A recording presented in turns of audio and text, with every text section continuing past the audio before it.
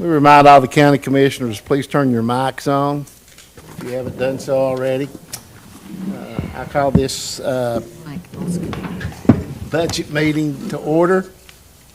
Anyone wishing to address the commission, you may do so at this time. You have 3 minutes.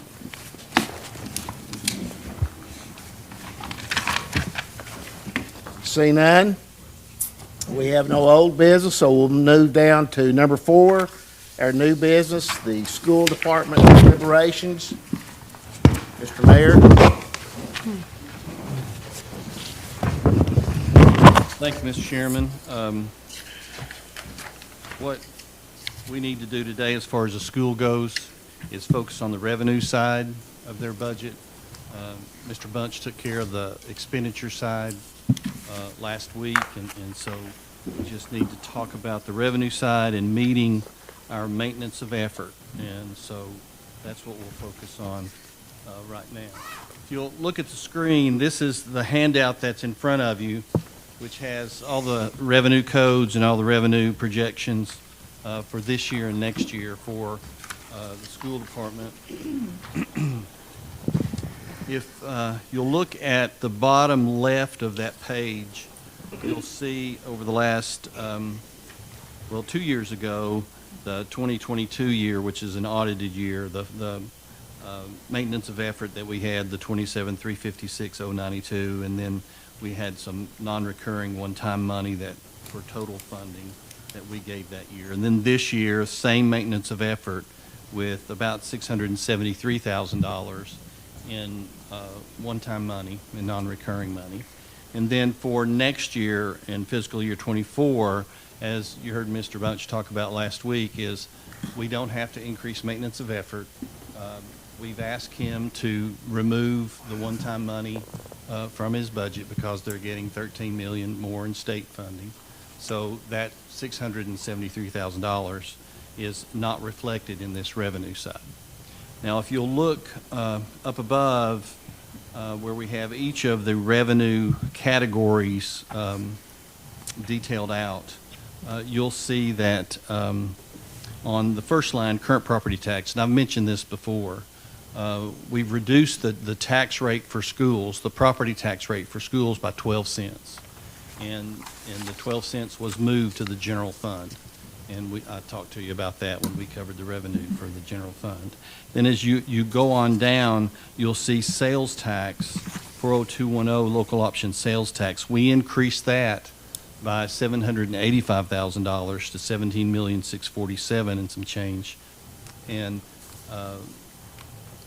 that and some other increases in some other areas makes up for the lost revenue in the property tax. And so at the bottom of that far right column, the $673,000 in brackets, meaning that's a loss, is we reduce their funding, which was the one-time money, by $673,000. So the maintenance of effort of $27,356,092 is there. We just moved the money around a little bit, coming from different sources. And I'm comfortable with the additional sales tax dollars of $785,000. If you look at the column that says FY 2023 projected, and we're projecting that we collect over $20 million in sales tax for schools, which is the first time we've ever been over the 20 million mark, ever. And so, and our economy is still strong. So the money we would budget for sales tax would be what, $2.3 million under that. So we've got plenty of room in case the economy goes south.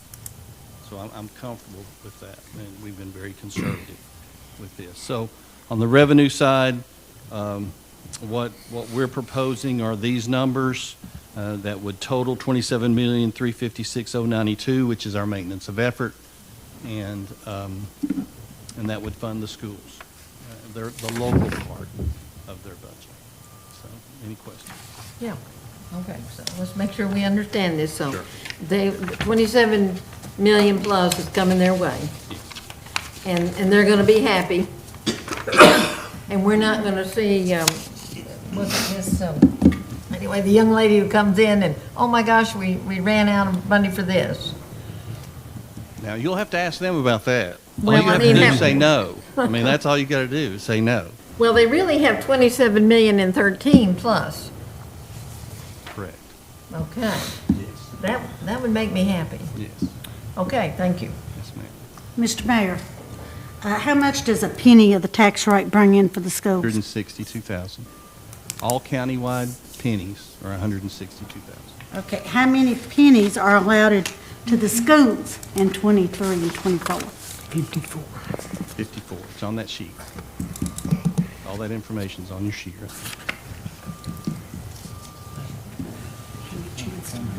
Thank you, sir. Yes, ma'am. Yeah, right.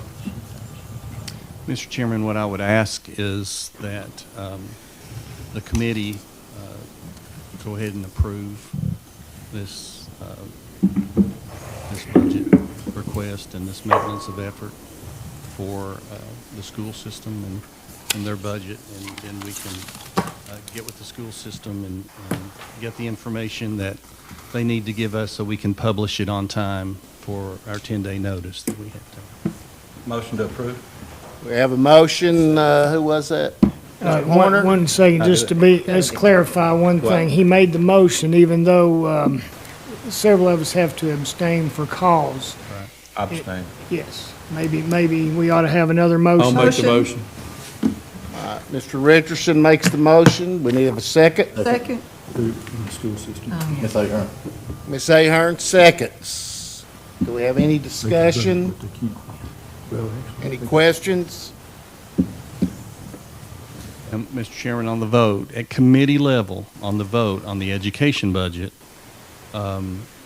those members who have income, active income from the school system cannot vote on the budget at committee level. Now, commission, when they're voting on the whole budget, they can. And then the majority, it's the majority of those who vote is the majority. Right. Yeah, we'll do roll call, yes. Now, let's take the vote.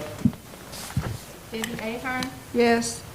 Chris Upshaw, Abstain for cause. Thomas Doty, Yes. Edna Green, No. Stan Harville, Yes. Bobby Hahn, Yes. Tim Horner, Abstain. Peggy Howe, Yes. Joe Huntsman, Yes. Rodney Long, Abstain.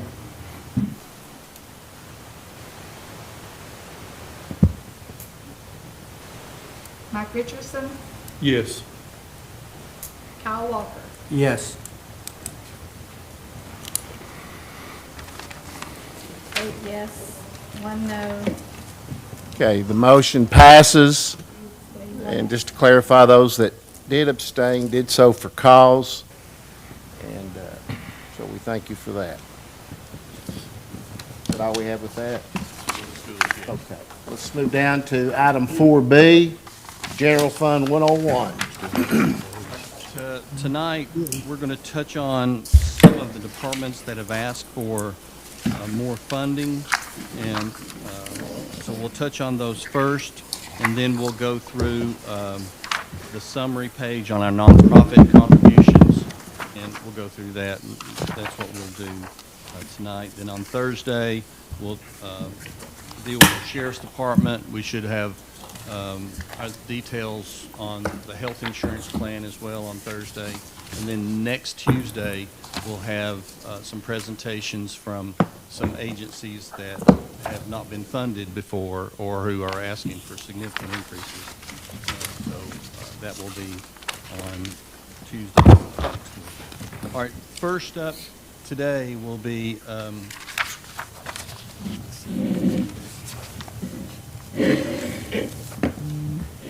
it's the 911, Emergency Communication District 911, and the 911 board is, excuse me, requesting, what I'm going to do is go over the funding formula and the funding model for 911, which involves the city and the county, and how we share it.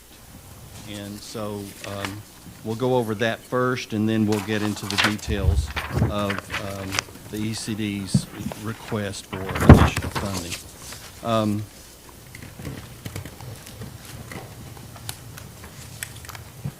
The slide that's in front of you is a summary of the funding for, local funding for 911. Now, on your cell phone bills and on your phone bills, you'll see a surcharge for 911 services, and so that's collected and then paid out to the local 911 centers. And so that's part of, a large part of the funding for 911 centers. And then there's local funding that Morristown and Hamblen County does. Now, if you look at current funding under the column where it says current funding, currently local money, there's $461,000 for local funding for 911. The city of Morristown pays around $259,000. In the county, $187,000, and then EMS pays $13,450. And this is under a formula that was developed a few years ago when there was a need for more funding for 911, and Municipal Technical Assistance Service, which is the city's cousin of CTAS, developed this for us, and we implemented it. And so how it's based is it's based on 50% of the funding, local funding, is based on population. So the city of Morristown, let's see, I think it's 52-48, I believe. City of Morristown has 48% of the population. The county has 52%, and so 50% of the funding then is based on that formula, 52-48.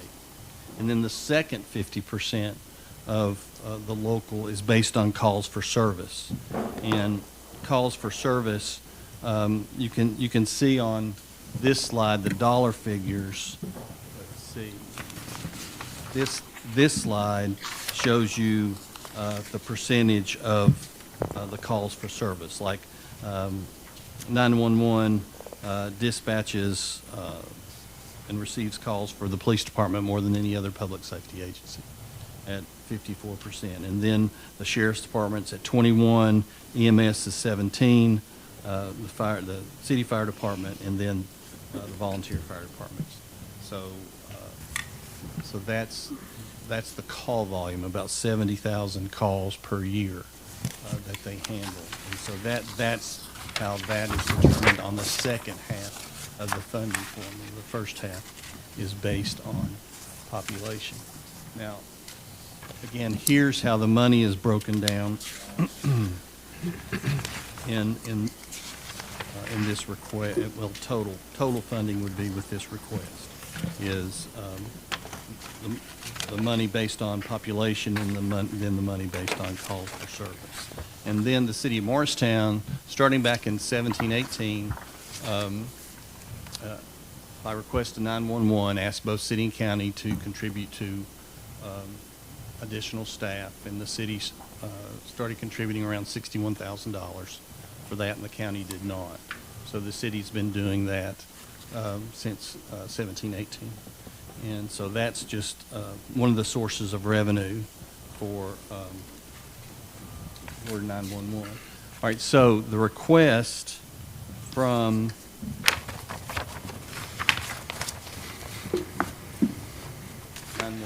is this slide. And so the way it's broken down by the formula, well, let me back up first, Mr. Chairman. Any questions about the formula? So I know I did not do a very good job. these numbers that we have, they are strictly based on the formula Correct. of the population and the calls. Correct. That's where we get the 81,499. Correct. Thank you. So the request from 911 broken down by this formula, and then the city's additional contribution is our increase would be from 187,789 to 269,288, which is 81,499. And Director Carpenter's here to answer any questions about the request. But from a numbers perspective, that's what we're talking about. Does that include the, could you go into that 61,000 again, as far as our portion of that? We elected not to do that. Yeah, that's all city money. We elected not to do that. Yes, sir. Back then. How many people's that 61,000 funding? Just one position or? At the time, Commissioner Doty, it we added a full position at that time. I don't have the exact numbers to run for what that specific amount would do today, at today's numbers. But yes, at the time, it was the addition of one position. The additional monies that's requested, you know, looking at it overall, it's $200,000 increase, or, you know, basically, you know, almost 40% increase in the budget that you're requesting for us. What's this money for? Well,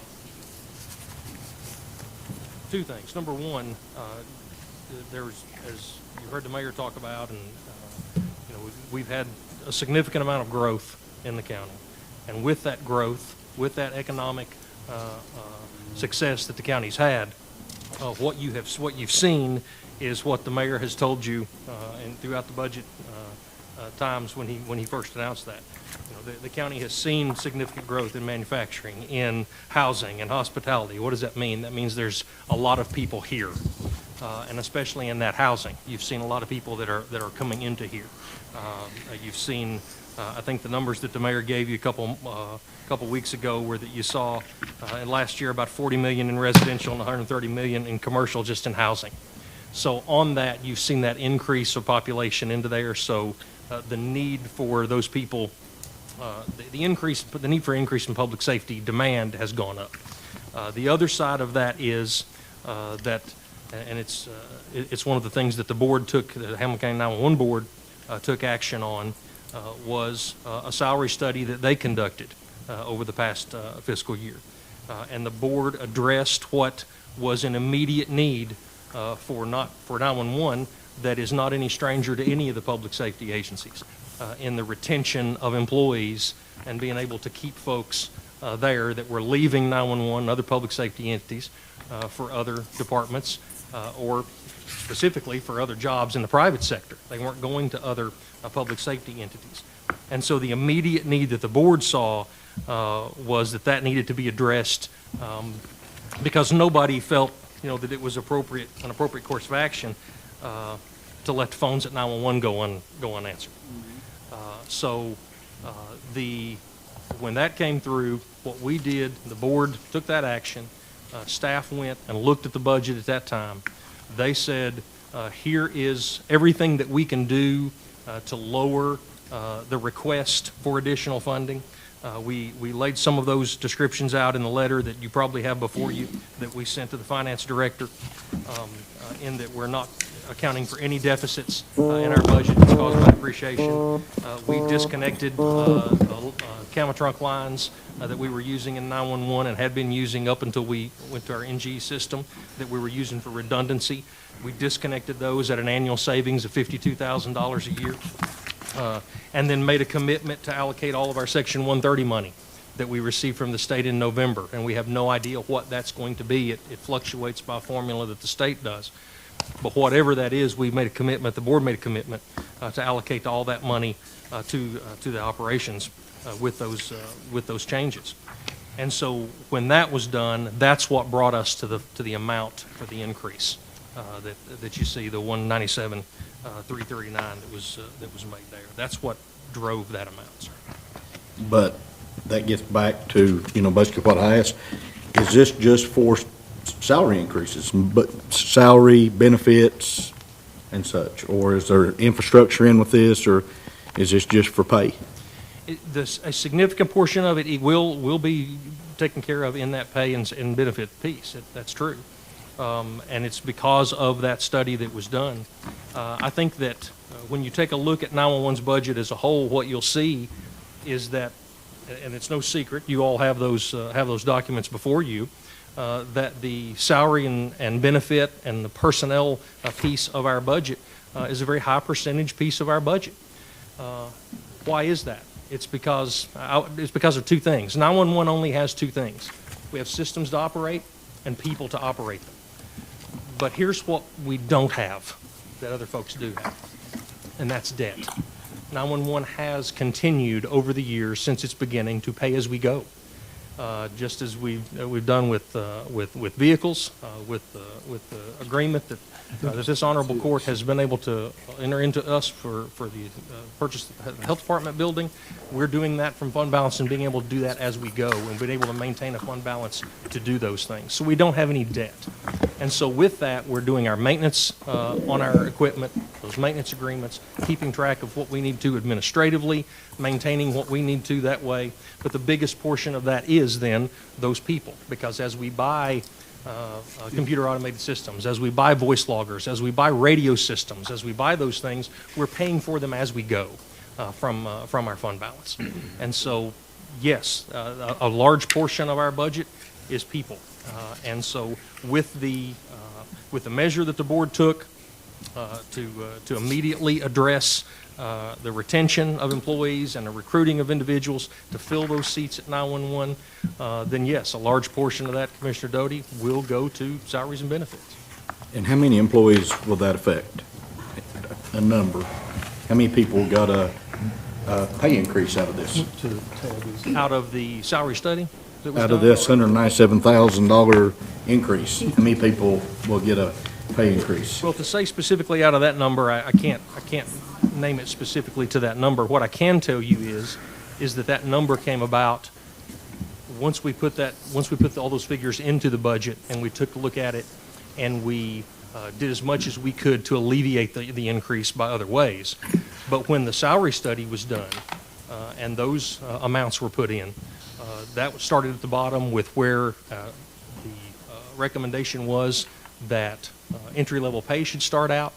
And so then in order to keep from there being any compression between the individuals and their seniority time that was there at 911, all of those formulas were worked out, and that had to go up the line all the way. And so there were increases for individuals at different percentages based upon their length of service throughout the organization. But to say this is the exact amount of number of people that are going to receive a raise for that dollar, that's really, it wouldn't be an accurate way of looking at it. It is an accurate way for us because we have X dollars to budget for every employee in this county has been through a staffing study and are not paid up to the level that they should be paid. And we're looking at it, and we have to spread that money out across the board amongst Sheriff's Department, the staffing here at the courthouse, the road department, sanitation. So yeah, we have to look at it as how many people, and that was just the questions, how many people benefited from this with a pay increase? I mean, is it 20? How many people do you have on staff? Our part-time staff did not receive any increase. It was only our full-time staff. And at the time that increase went in, I believe that there was 21 or 22 full-time personnel at the time that increase was passed on by the board. How many part-time employees do you have? Today, 4, sir. Do you have a breakdown of that percentage, what each one got as far as pay increase? I don't have it with me, but there was one, yes. And again, that varied from moving that entry-level pay to where the recommendation was. And then in order to make sure that you did not have that compression, so that you were not having individuals that had been there 3 or 4 years, that you raise an entry-level pay and all of a sudden you've got folks that have not been there as long, they're making more. All that had to be calculated into that in order to make sure you did not, you were not compressing those salaries for the folks that have been there and received COLAs and et cetera over the years. All of that was figured in, and so that went up. And then there was the spread between job classifications that was established at that time. Was that a third-party independent study? It was. It was a study that was bid out. A company that was bid that out, and a company got the bid. They spent 5 months doing that study. They looked at the market as a whole, knowing what we know, that individuals that were leaving 911 were not leaving to go to 911 centers in neighboring counties. They were leaving to go to our manufacturing facilities that were advertising $20+ an hour when we were hiring full-time individuals to do 911 calls and answer those calls and dispatch those services at $14 an hour. What is your base rate now? The entry-level base rate for full-time today, with this having this study put into effect, is at 18. That's counting this 200,000, correct? Or is that what they're making right now? If we were to hire someone full-time today, their starting rate would be 18. And it was 14 prior to this. Yes, 14 and some change. It was less than 15, but it was 14 and some change, sir. Do I need to press or anything? That No, you just, go I ahead. want to blame the mayor because he put me on that board. So everything I say is extremely biased. But I don't want to make a call to 911 and say, you're caller 4, please hold. My mama is choking, or the house is on fire, or I'm in an accident. So I want those guys to pick it up. And if you have not taken the nickel tour, you need to, now it won't take you long because the room's only this big, half of this, and everybody has 6 computers, and one of them says, it's a text, I'm in a closet hiding from a bad guy, come and get me. So this computer screen here that's this big does the text.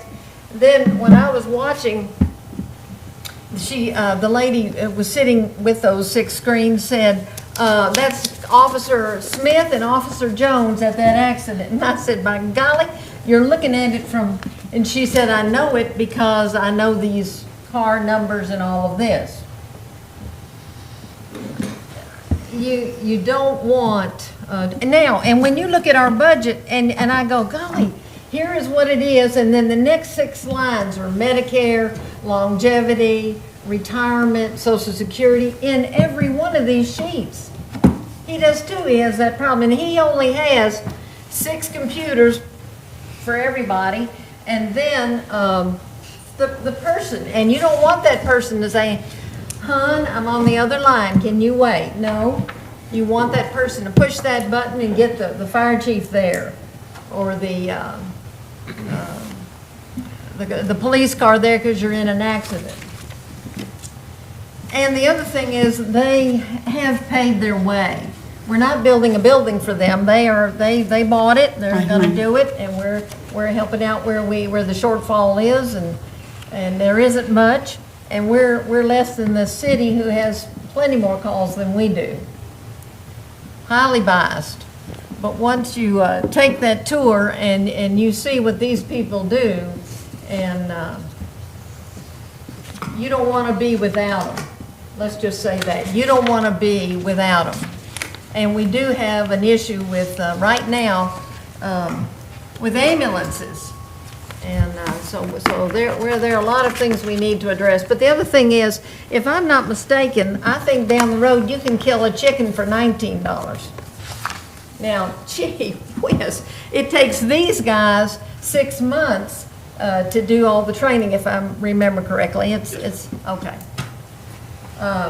If you can wield the knife, you can make $19. So. And that was part of our problem, Mr. Chairman. That was one of the issues that the board addressed when that happened, is that we were paying 911 dispatchers who were trained critically in emergency medical dispatch, who had to go through the fire dispatch and police dispatch, all the protocols. We were paying them $14 and some change an hour, and they could leave and go to Chick-fil-A and make $16, $17 an hour. They never worked nights. They never worked on Sunday. And if somebody messed up, they gave them a free brownie, and it was fine. If somebody messes up in the 911 center, it's not that easy. People die. And we were holding we're holding our 911 dispatchers to that level of accountability. And so that was the look that the board took when they did that, to address making sure that we were getting quality individuals that we were investing in and training in properly, that were going to be there and doing what we needed them to do. When folks call 911, they're calling because they need a law enforcement, they need an ambulance, they need a fire truck. They don't call 911 because they need 911. But that's what makes us so unique, in that we touch every other public safety entity in the city and county. I do presentations at places and tell them this: if it's in the city or county and it has a light and a siren on it and it moves, you don't get it until you talk to us first. And that's not, I'm not trying to be braggadocious about that. It's just the way our system works. And we're thankful, we're appreciative to the county and the city both for the opportunity to serve as a communications center and the dispatch center for you all to be able to do that. We believe we do it efficiently and effectively, but we just needed people in the chairs. We needed quality people that were trained well enough to do that, and we were losing them. And that was the action. Commissioner Howell sits on that board currently. I know Commissioner Doty served honorably on the board. Commissioner Huntsman served honorably on our board. These men and women know that we've struggled with retention of personnel for a long period of time.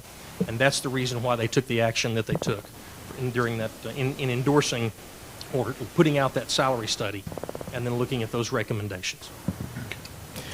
We have any other questions? Mr. Richardson? So you had 70,000 calls last year. Do you know what you had the year before that? Plus or minus? If you'll let me pull some notes, I think I may. Next page. Total number of calls for service, and this is everything, Commissioner, for 2022 was 71,051.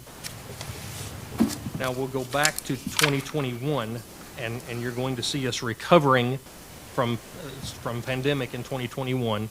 A lot of calls. There were a lot of things that some of our agencies that we dispatch for elected not to respond to. So 2021, it was down to 65,352. 2020, the main year of COVID-19, was 62,203. Now let's go to the right number, which is 2019. Pre-COVID, that number was 73,192. So what you've seen last year, what you'll see again this year, is us returning to that pre-pandemic number of calls for service. So of the 22 people you have, how do you staff that? I mean, is it 4 people at 3 shifts, or rotate those? I mean, they're there 24 hours a day. Yes, sir. How many seats do you have? 5 consoles at the main center, but not all 5 are necessarily manned at all times. And we use this very data that we have to look at call volumes by time of day and by hour of day and by day of week, in order to constantly take a look at those schedules to see, do we need to move folks to have 4 or 5 people on Friday and Saturday night, and maybe only a couple of people at 3 a.m. on a Tuesday. And so that fluctuates by those. We do run 8-hour shifts, 3 8-hour shifts. But how that is done, how their RDOs are, and how the staffing is individually is reviewed at least annually based upon those numbers and where we see those trends going. Mr. Chairman, Yes. I didn't mean to cut you off in case I did, sir. Go ahead, Ms. First of all, let me say, you do a fantastic job. I'm on the other end of that a lot of times, and you folks budgeted well. And to be honest with you, $14 an hour is not very much for the job your folks do. I have talked with several of them. I have no complaints. They're good people. They take care of their jobs. I have been in your place, but I've been in under business several years ago, and I will say, they have limited space. They use it extremely well. They don't waste time nor money. Wish every department was run like yours, to be honest with you. I understand where you're coming from, but thank you for the job you do. I've got one quick question. With this pay raise, was this just your 911 operators got a pay raise, or did your upper management and all that get a pay increase?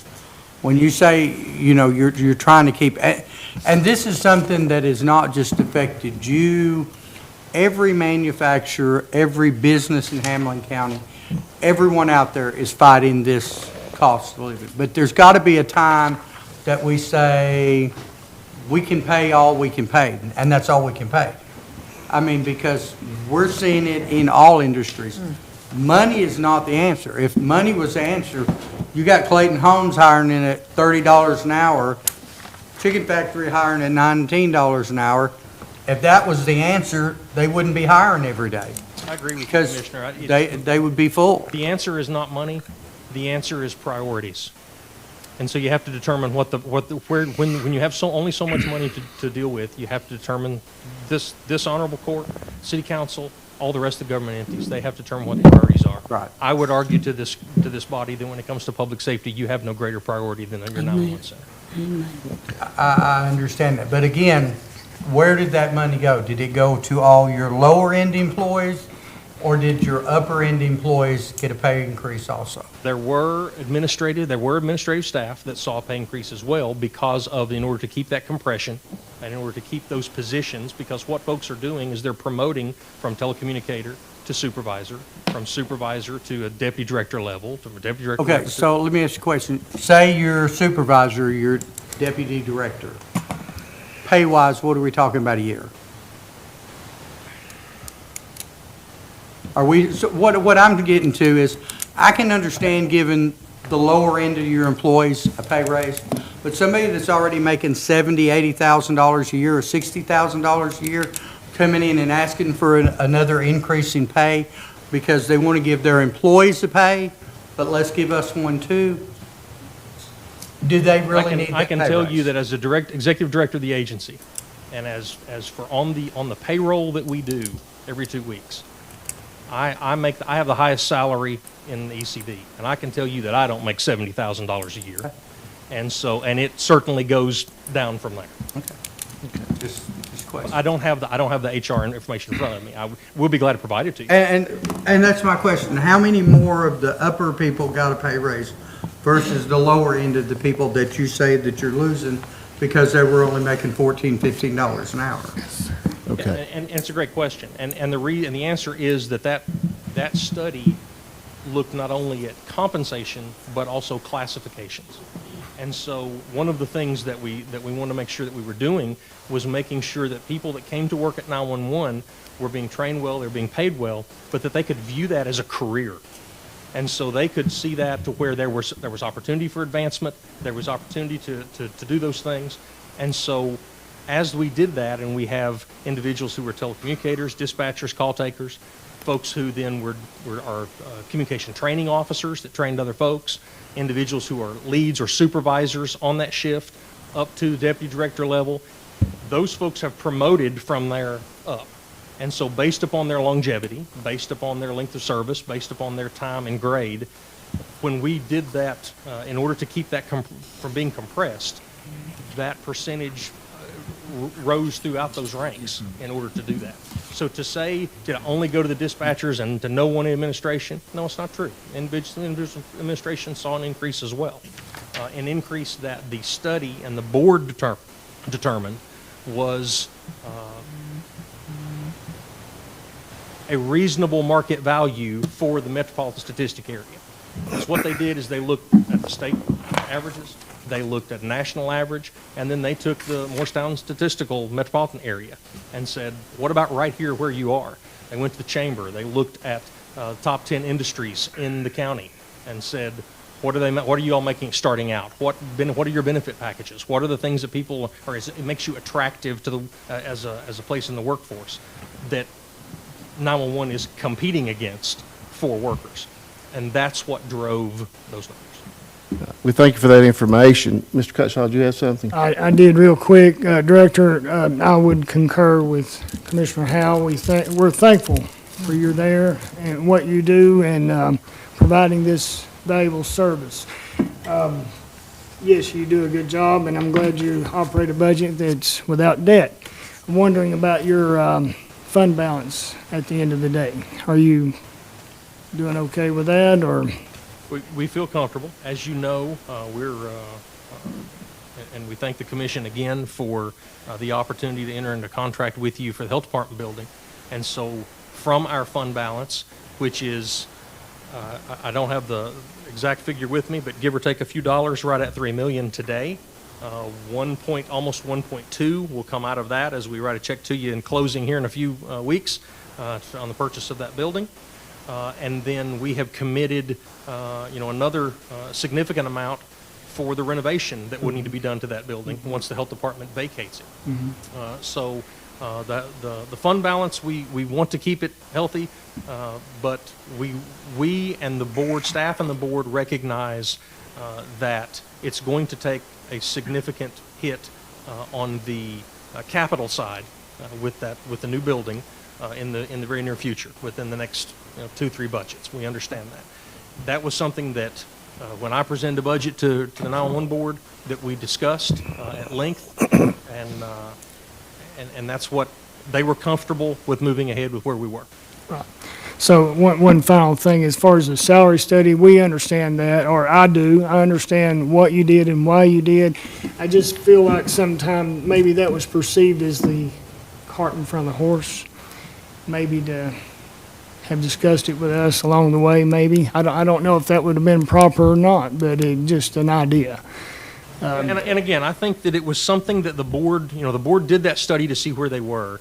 The implementation of that study or the acceptance of the findings of it was something that I believe, and I don't want to speak for Commissioner Howe, she serves as a member of that board. She may have a different feeling or a different flavor for how she feels the board took that.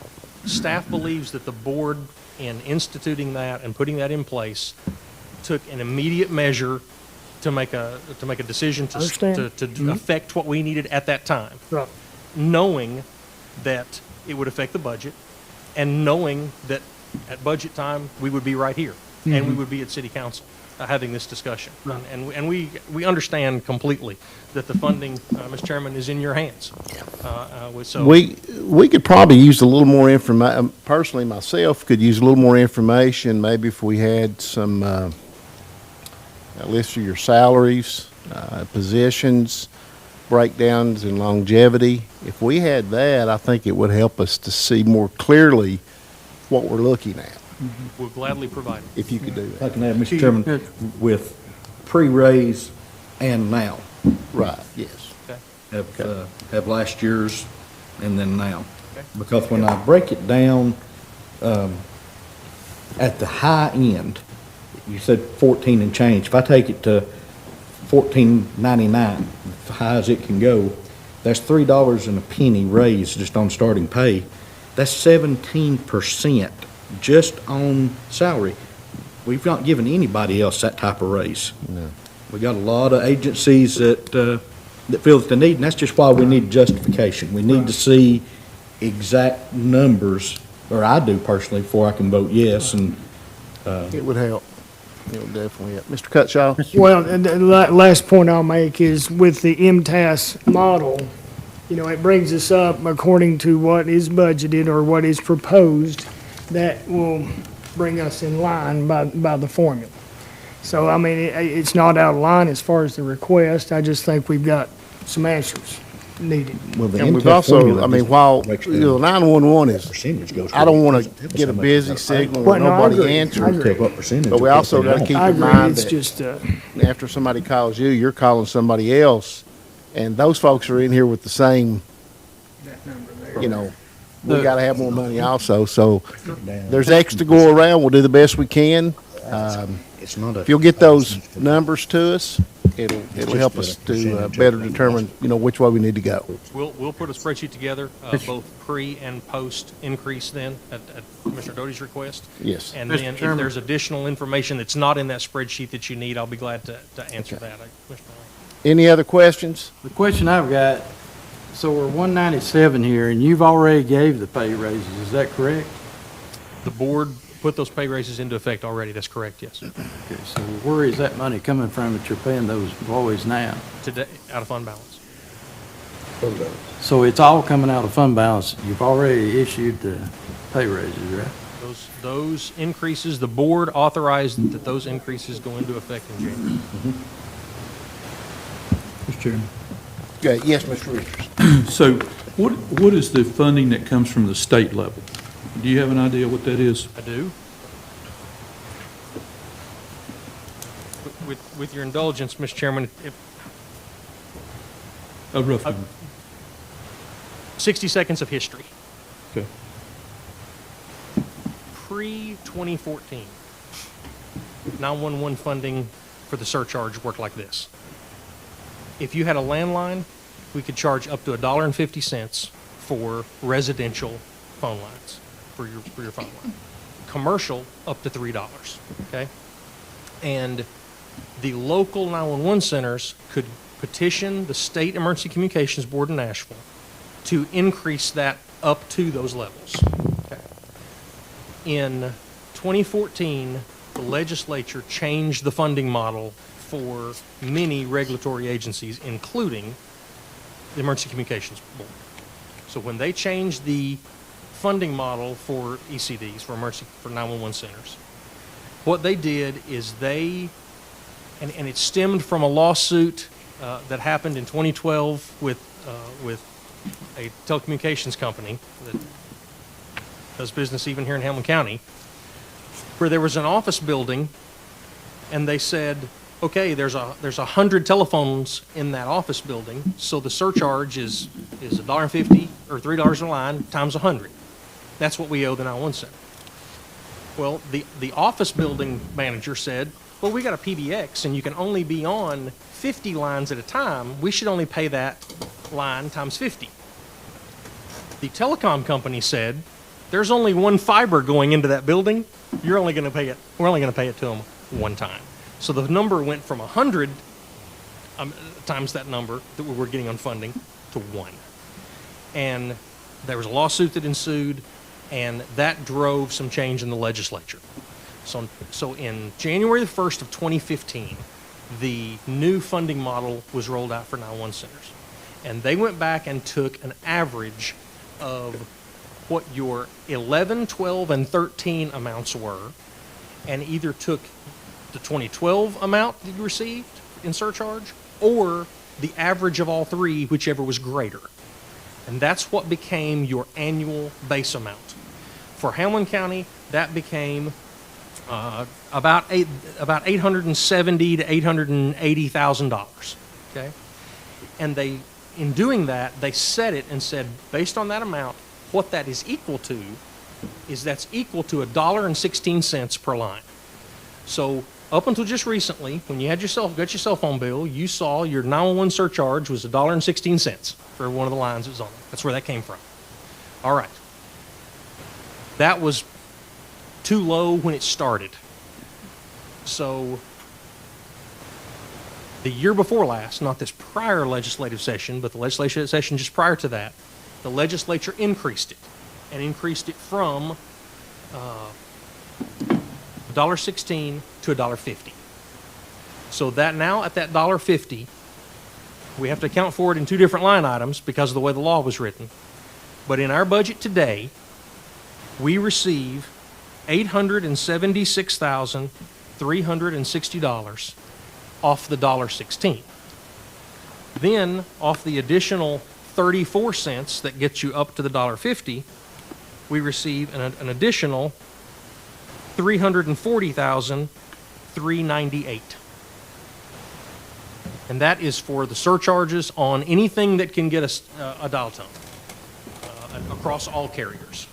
So, quick math, you're somewhere around $1.6 million probably for your budget? Yes, that sounds right. Okay. On surcharge, which pays for the 911 operation. That's a whole different kind of animal in that, because the law is written that what we are required to do, the law says that we shall answer the 911 calls and direct them to whichever agency or whichever governmental entity it needs to go to. Then it says we may also dispatch for those agencies if so desired. So there are 911 centers that only do the shall. They don't receive any local funding. They take this amount, and here's what happens. Someone calls 911 and they say, my house is on fire. Where do you live? I live on Oak Street. And they go, very well, stand by. I'll send you to Morristown Fire Department. They send you over and they hang the phone up and they wait for the next one. That's not what we're doing. We're getting all that information. We're getting pre-arrival instructions. We're getting all the EMD information in. We're dispatching those units directly. We're keeping track of their numbers, which is a tremendous benefit for accreditation, for our ISOs, the ISO standards for your volunteer fire departments, which lowers the homeowner's insurance, for your EMS. All of those things we're doing, and it's that dispatch piece that is a, for lack of a better term, local option. So the state money's 1.2 roughly, plus the 460 for current funding, that's your 1.6. Yes. Roughly. And out of that, where I'm going with this is your fund balance. Do you have a minimum fund balance required? So if you took that 1.6 million, divided by 12 to get your monthly allocation or your monthly budget, what's your fund balance required? Yeah, the answer is in law, or there is no requirement for a minimum fund balance in law. Has the committee set a fund balance minimum? The Your- board your did. board. Yes, our board did say, they asked that we try to maintain 1 year's worth of operating monies in the fund balance. So you're, But we know, and I, Commissioner Howell's aware of this, when we had our budget hearing, I told the budget committee then, our 911's budget board, I said, when we do this, when we make the purchase from the county of the health department building, know this, you're either going to need to amend your policy or you're going to be in violation of it, because the possibility exists that we will be below. yeah, that so amount. if you take the 1.2 million out for the building, you're borderline, and if you've been paying salary And when we renovate it, and when you renovate, what's your estimate for the renovations? we've been very fortunate in that we've been able to seek out some grant funding for the tower that's going to be there, and we hope to be able to look at there's some options for some grant monies for some larger pieces like uninterrupted power supplies, generators, and things that we'll need to supply that building with. So I conservatively estimated to our board that we would look in somewhere in the neighborhood of about $750,000. The board has told me that they believe that it could be higher. I'm going to try my best to surprise them. So you're going to be out of fund balance. But yes, but our fund balance is going to be below that amount. Okay, that's all I have. We have any other questions? Got one question. Do you know what your turnover rate is? What the rate is, I don't have it with me. We'd have to go back and look. I know that we, at the height of this, during that time, the folks that we were losing had been with us some as much as 5-6 years. They've been with But you don't know on average how many you're losing per month or per quarter? We probably were doing, and here's the issue with that. I don't have that rate number, and I'll certainly take a look at it, and if you want that, we can get that for you. The issue that we had was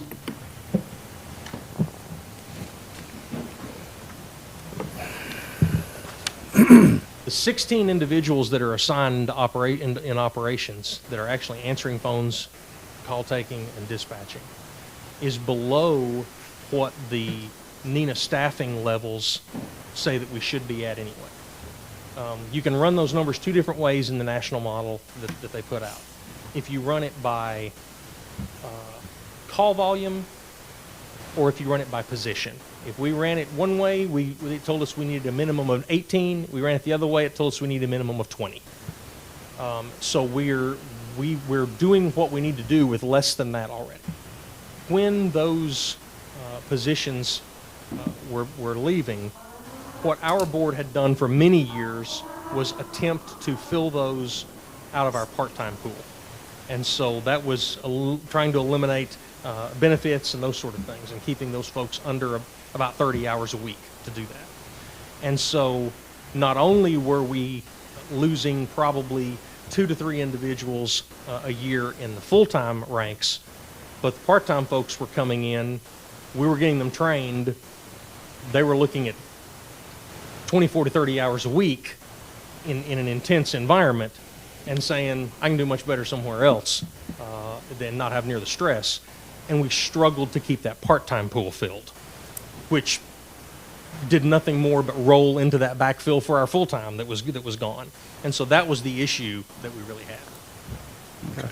Sir? Yes. Just real quick, because I sit on the board, I understand there's one great point that was brought up, that we struggle. When Chief Taylor, Deputy Chief Weiscarver, myself, there were a lot of discussions that went on prior to that vote, taking that pay study. I hear a lot of what you're saying, I understand that, because we struggled with that. Commissioner Doty made a great point, so did Chairman Cutshaw. But I know as Ms. Ahern, Commissioner Ahern sit in EMS, I have a unique position. I sit in those board meetings with EMS. I've heard about the sheriff's department, listened to Deputy Chief Weiscarver talk about TV, heard Clark Taylor talk about that. But in 11 years, Mayor Britton appointing me to serve on that 911 board, what happened in this one time period, I was able to take everything up to that point and see we were in a bad position. Because other 911s, we were losing. We were the term bleeding as some agencies, and I know the commissioner here, business and everyone. And we grappled with that in several meetings, but we felt like if we did not do something to help shore that up, and looking at the pay study, we took down real hard because we knew the 1.2 million, we knew what we would be spending, and we knew ourselves, because I'd sit with those previous boards and try to make sure our fund balance, because we knew we would be spending at some point down the road. So I just want you to know it was not without a lot of anguish, but we felt like if we did not do something, we were going to be, we could be in a bad spot today. So I just want to thank you. Thank you for that information, and I think we all up here, I have a question, please. go ahead. Like Commissioner Doty was pointed out, I came up 30%, he came up close to 20% raise. Next year, you think you're going to need another 30% raise, or another 20% raise, or a 10% raise, or no raise? What do you think? Well, I can tell you staff will not, certainly, what that salary alignment did was just to bring the 911 center up to where the market value was for at the time. And so going forward, I can tell you there's not been any discussion on the board as to, in the budget that I've given to the board, the budget that this body has seen, there's no COLA in it, there's no increases in it. When's the last time you had a raise? Prior to this study? Yes, sir. It was the annual COLAs. Our board normally does an annual COLA. They've done that since I've been the director. 10%, 5%? No, 3%? Historically, somewhere in the 1.5 to 3 has been the history. Yeah, a standard. What normally I think most folks have seen, both here and other places.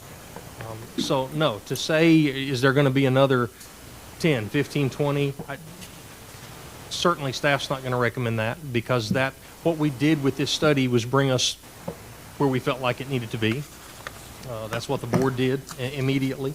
Going forward,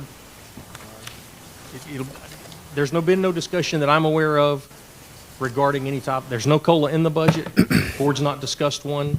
Whether they give one or not, that will be something that they'll discuss between now and we have one more board meeting before June 30. But they've not mentioned that to me. I think just a comment. We have to be very discerning, because everybody needs.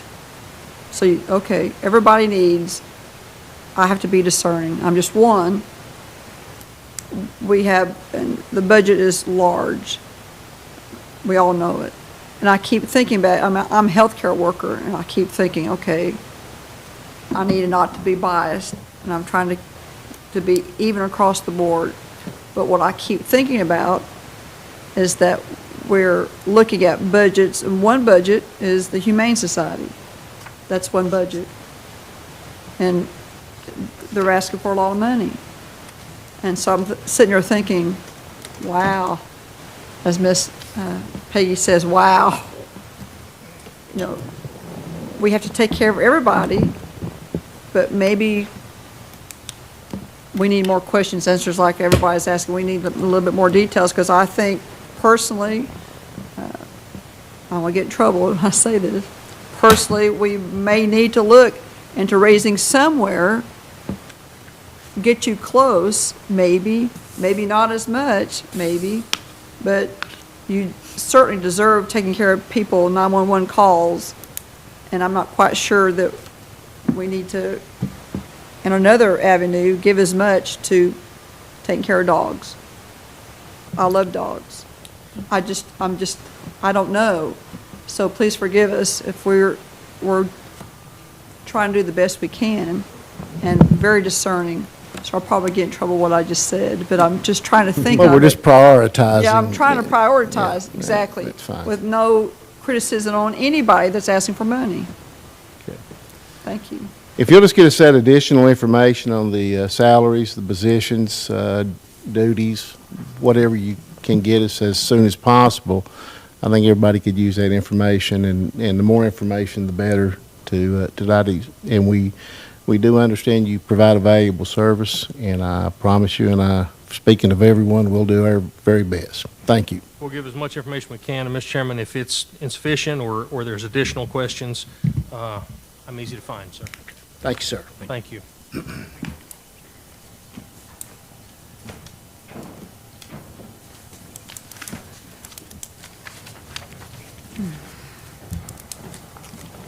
I failed to, when we started this on the 911, I failed to give you the tab. And what we do in the budget book for 911 is, it's in tab 52. And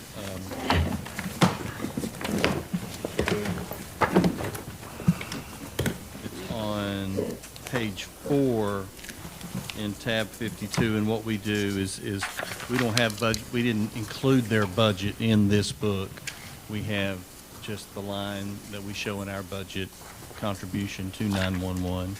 And we do have a notebook with all the folks in agencies like this, and the library, and the nonprofit groups that have their detail in it. We have a book that you can check out for that. The next one we want to bring up is Circuit Court Clerk's Office. That's tab 23.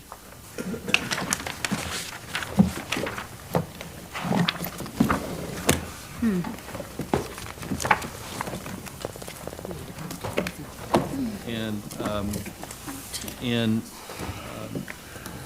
Teresa's request, she is asking that for a full-time juvenile court clerk position. So it's from part-time to full-time, and you'll see in the far right-hand column, you can see the increase in the deputies line, and then a reduction in the part-time line, and so she's asking for that position to be converted from part-time to full-time, and she can address that. And so that, along with the state mandated raise for the official and the taxes and retirement contributions and insurance for the full-time, about the budget's up $54,000, but $44,000 of that is salary and benefits for converting a part-time position to a full-time position. Plus, she's also got, under maintenance agreements, $3,900 there that is for a service she can talk about. But Teresa.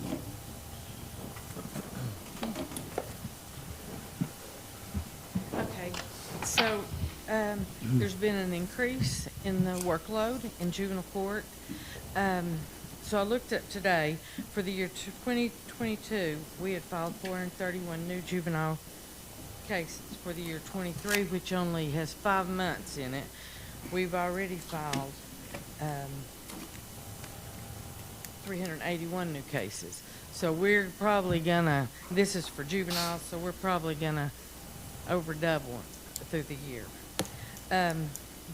What I've had been doing with my part-time is having them to go into court with the judge. Well, he's working Monday, Tuesday, Wednesday, Thursday, and a lot of Fridays for court, for the workload that has been bigger.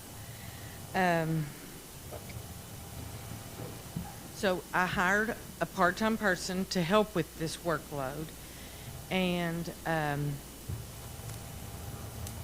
it's just hard to keep people, and we're training these people, and we're putting a lot of time and effort in training them, and then they go and they find a full-time job with benefits. And it's very difficult. And so I think it's extremely necessary to get a full-time, make this into a full-time position. I've offered, I've turned in the part-time into the full-time. So that's not I've taken that away. And then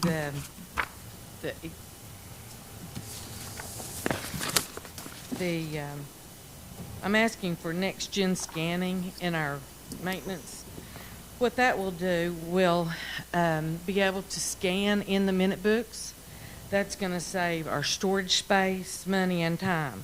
We won't have to purchase the minute books, purchase the paper, and the time to manually index all the minute books and find a place to store them. I should have done that probably a long time ago, but, I like paper, but it's just getting to a point when we just don't have room for the paper. Our building down here, if any of you haven't been and would like to go, I'd love to take you. It's full. I mean, it's busting at the seams. So if anyone has any questions, I can answer. I have a question. How many full-time people have you got? Full-time people, I've got 14. How many part-time? I've got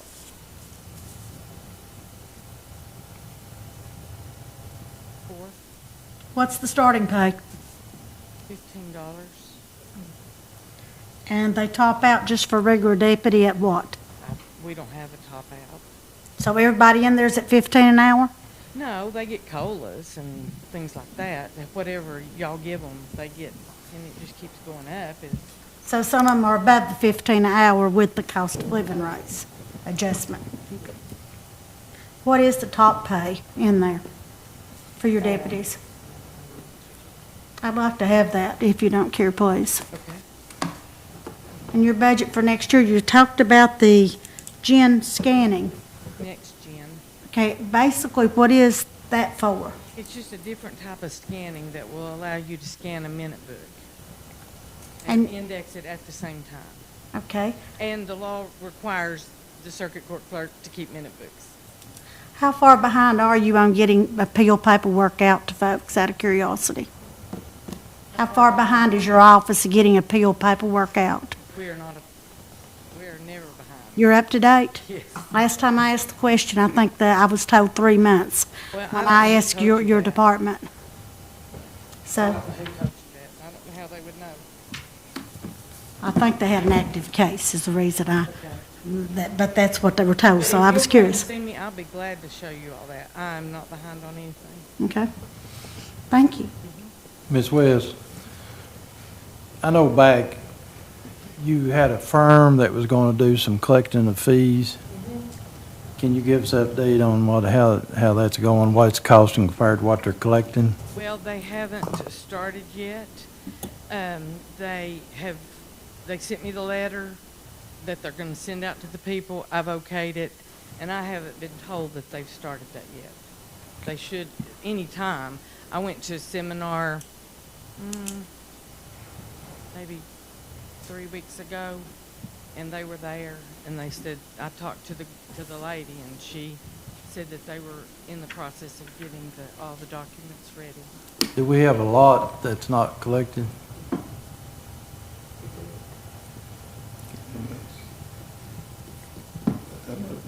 About how much? I have no idea.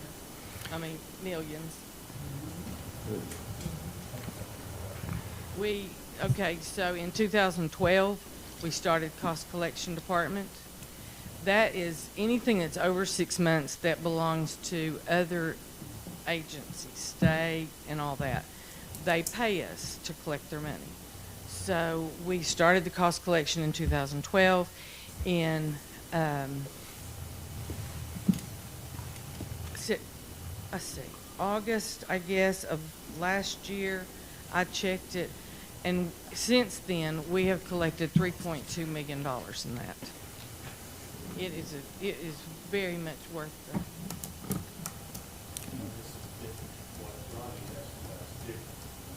It is. It's different. So what I gave them was from 2010 to 2015 of things that hadn't been paid.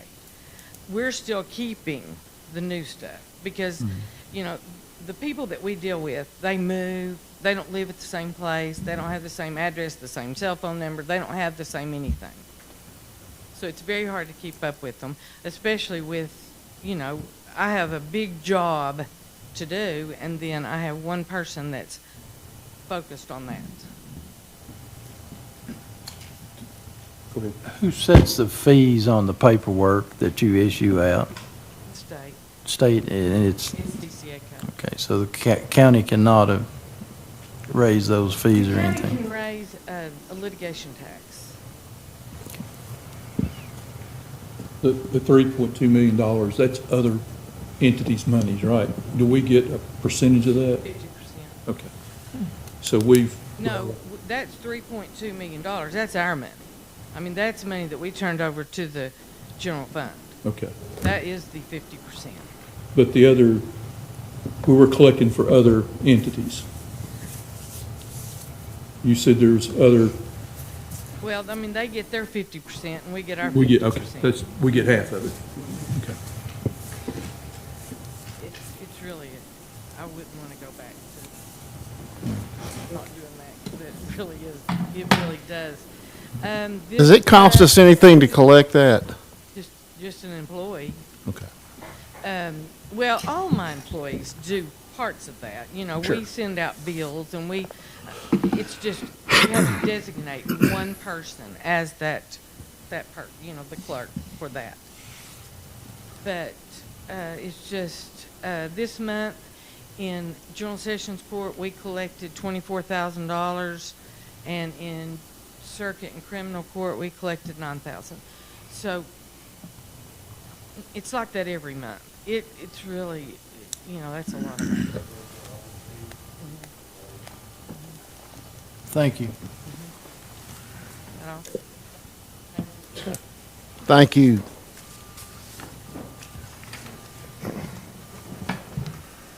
This department that we'll talk about is emergency management. It's tab 36.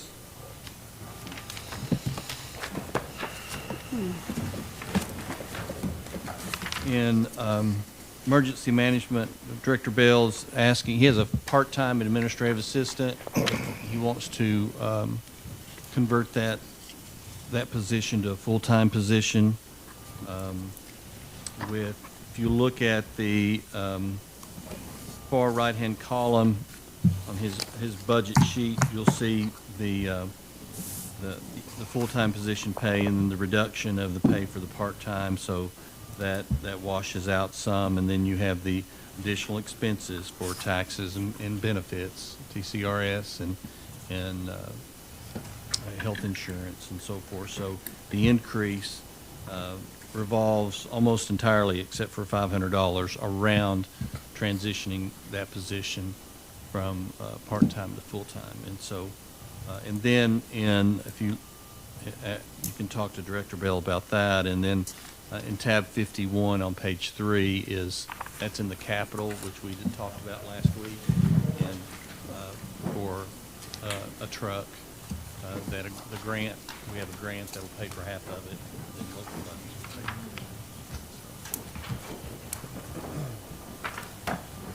will pay for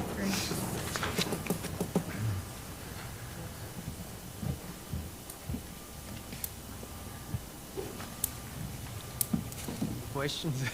I'd like to make a statement if I could, Mr. Chairman. I dealt with emergency management for many years over, and Director Carpenter was the director of EMA at that time, and I really don't see how you get by with keeping everything up to date and all the regulations and the training and certifications and dealing with all the other agencies without a full-time assistant. Director Carpenter had a larger group of volunteers, I think, than you did, and we were constantly in that office making phone calls and on the volunteer side, just so we could keep it down. And I know it's probably hard to get a lot of the volunteers now since the sheriff made the changes he made, and there's the pool has lessened. With that, like I said, I don't see how you've done it without a full-time administrative assistant. But on the other hand, I want to ask about the truck. We just got through spending a large amount repairing the truck you've got. And I know from past experience, yes, there is the large dual-axle trailer that hauls the 2 Kawasaki mules, but the other trailer is just a little single-axle. Why do we need to go with another, I'm looking at that cost, another F-250 truck, instead of just buying a much cheaper SUV that can pull that small trailer and use the big truck we've got now to pull the big one? We could do that. What I'm trying to do is plan for the future, because I know that F-250, this is just an opportunity. When the ARPA grant came up, and this will only be a one-time, it was extra money off of that relief funding and COVID that came down through the EMPG, the Emergency Management Program Grant Fund. So at that point, I know in discussions with Mayor, you know, we kind of looked at, when Joey was here, long-range plan, and a lot of times it was just difficult for my small budget to look at a capital expenditure outside of that, within the budget. We would have to definitely look outside. So when this came down, I approached Mayor and said, here's an opportunity to get half of that truck paid for. The one we've got now, the 2014, will probably last a few more years, but the cruiser that we use is extremely old. And we just surplused an EMA Expedition that had been being used, and also a fleet vehicle. So we sold it. We can probably sell this cruiser, and Amanda may have to help me remember what we got for that Expedition, but we could probably take that and some of the money off the cruiser, if you so decided, to put toward that, which would make buying another truck, instead of 2 or 3 years down the road and paying full price, we get almost half of that right now through a grant. So that was what I was thinking, and put the other F-250 in the fleet, get rid of that old cruiser that we have, that still running good, but it's starting to have some issues. The repairs on the current F-250, advanced track light came up. We've had several things come up on that truck, which again reignited in me that we probably need to look at something else to have something to pull that trailer, because like events we pull it to, we use it on several events. We use it if there's a wildland fire, to take them out for the volunteer fire departments, to get them up on ridges. We use it to transport at different times on events. If we have medical situations, July the 4th, it's always out there in case something happens to more than one person, because rescue's there with theirs, but that's one, and we've used it multiple times on that. So that was kind of my viewpoint, looking at, and ultimately we're saving ourselves dollars, but that was just my viewpoint. So. Thank you. That was just all I was wanting, is why you were. Well, I'll echo the employment status, because when we met and you went over everything and you said you had a half-time employee, I thought, my goodness, that's a lot of work to keep up with. So I'll echo the fact that you definitely need a full-time employee. Thank you, Commissioner Doty. Anyone else have any questions? What kind of mileage is on the truck now? 150 something on the F-250, and it is a gas, it's not a diesel. You're not buying a diesel. That's what I priced out. The payload pulling that, that's what Ford's telling me now. The reason we're having trouble with the advanced track and with the brakes and the wear on the tires, they said, it's just that truck is pulling a lot, because it's now a short-term command post, hauls 2 Kawasaki mules. You would never want to pull that again with that. We did one time, I don't know if Commissioner Doty, we tried pulling that with that Expedition. You heard the term walk the dog.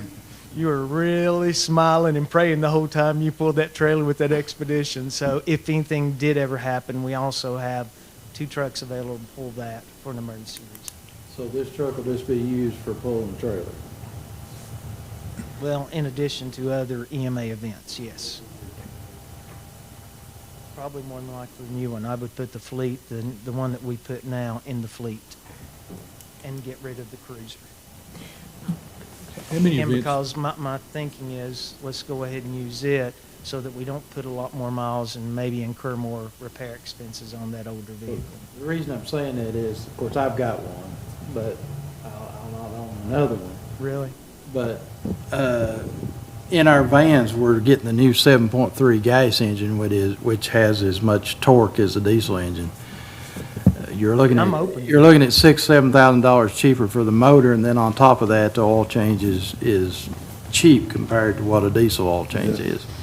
So that's the reason I was asking that. I'm very open to that then. If that's the same payload pool, when we priced this about 8 months ago, I know the towing capacity for the diesel and the gas were different, but now that may have changed. So I'd love to discuss that with you, Chairman. Any other questions? how many events do you normally have with your truck? I mean, is it just for events? No, I use it on call, use it to But the drive. daily driver kind of thing?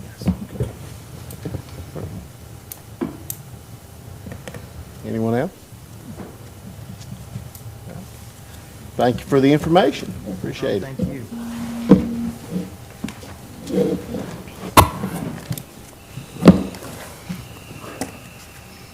Next department is Stormwater Management, tab 45. And as you recall, other previous discussions we've had about stormwater management, this is one of the areas that we need to invest more resources in following a TDEC audit of our stormwater operation. We need to beef it up a little bit. You've already accomplished one of the objectives that the audit had for us, and that was by adopting those 4 resolutions maybe 2 months ago, I think. And so that's done. There's the mapping that we have to do of the stormwater assets and implementing the stream monitoring program where we have folks walking streams throughout the county and then getting samples of the streams and sending those to a lab for testing. And so all that will require converting the part-time position that we have in stormwater to a full-time position. So if you'll look again at the budget, you'll see the full-time position. That should read, it reads 37,000, it should read 37,500. That's the beginning pay for that skill level on our pay plan, 37,500, and then you have your Social Security, state retirement, life insurance, and then the health insurance. See, contracts with government agencies stays the same. That's our stormwater permit.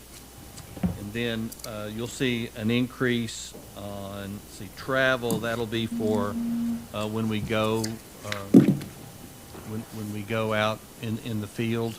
If the stormwater person uses their own personal vehicle, we'll pay mileage for that. Or there'll be some training that'll be involved, and so travel for that. And then under other contracted services, there's an increase of $5,000 there. That's for the monitoring work and the testing in the labs and that kind of thing. That's what that's for. So the increase for the department, $64,582. Most of that, the vast majority of that, is the personnel cost. Mayor, the reduction for the part-time person, that's coming out of the planning budget in tab 11, if I'm correct? Yes, exactly. Yes.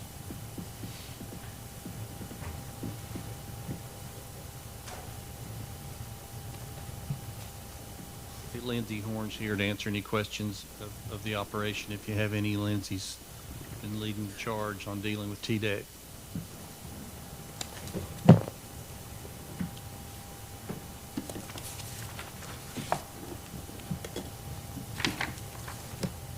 Mayor Britton, I have a question. You're the experts. The reason I know it's going to sound a little bit off the wall, but how much of the penny on the tax rate for the general fund, how much of a penny will that bring in the tax for the general fund? Say that again. I apologize. How much does a penny of the tax rate bring into the general fund? 162,000. Okay, so that's going to stay there. Okay, next question. How many pennies are allotted to the 2023-24 budget for that? For that fund, general fund? It goes from 67 to 79. Okay. So 79 cents? Yes.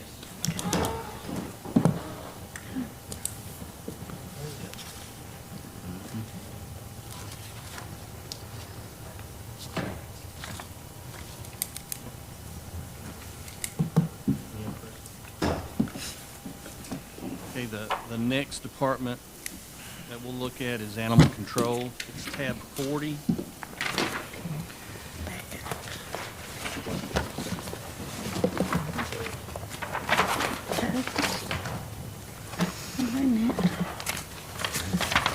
In animal control, we have two, right now we have two full-time animal control officers, supervisors, Greg Winstead. I think we're getting ready to enter our third year in operating animal control at the county level. In this budget request, there's two items that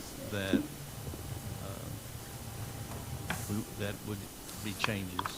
One would be the biggest, from a dollar perspective, is $60,000 new dollars for the Humane Society. It's for the animal shelter, but the Humane Society operates the animal shelter, and that's the their animal shelter is the one that we use to take the dogs that we pick up, and so they've been struggling with maintaining employees. You've heard that over and over and over again. But they've been really struggling with paying. All they could pay is about $10 an hour for their kennel workers, and their directors about at 35-ish in that area. And so this additional money would help with increasing the pay. They have increased the pay to $12 an hour for the kennel workers in the last couple of months. But that would be the use of most of that money. Then there'd be some other overhead. The general, not every dollar, not every medical dollar for the dogs that they keep, dogs and cats, is raised publicly, but they do raise a lot of money over social media for medical expenses for animals that are injured that come in or that are sick. But the contract with the Humane Society would go from $240,000 to $300,000, and the city of Morristown pays half of that. They pay us, and that's reflected in the budget, in the revenue side of this budget. And then we pay the Humane Society on a monthly basis for their shelter operation. Also, another change, I guess you could say, in this budget is right now we have the two full-time officers, and our overtime has exceeded budget this year, and they're being called out more and more. And as I mentioned in a previous meeting, talking about the traffic, stray animal traffic, injured animals, there's certain criteria that our ACOs go out after hours for on weekends. They don't go out on every call, and if it's an injured animal, they go. If it's an animal that is threatening a person or another animal, and Greg can talk more about that, exactly what they go out on.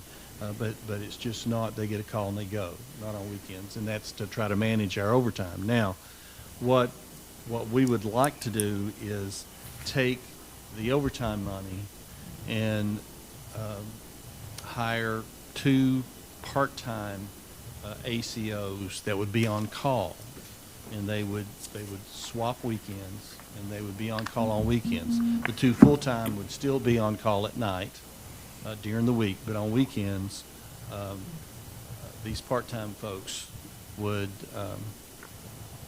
answer calls on weekends. We'd pay them a flat rate per weekend, and that's how we would reduce the stress on these guys and the workload, and also hopefully save some money. So those are the 2 big things in this budget. One is the additional money for shelter services, and the second is for 2 on-call weekend ACOs. Mayor, just got one thing, and it's been my, I guess you could say my pet peeve since day one on the commission with the budget is $300,000 for the Humane Society. That's more than we used to give them to manage the Humane Society, plus provide animal control officers. And as Teresa said, you know, asking for this extra person for juvenile court just on her side, but juvenile court services has went up astronomically in their call volume, and they're only getting 341,878. So in total, if you look at this animal control, we're already spending $100,000 more on dogs and cats than we are our kids. We've got to, you know, I'm not saying her budget needs more, but, you know, we've got 911 officers, or dispatchers just needing more money, and, you know, the animal shelter, I just have a hard time with it, giving $300,000.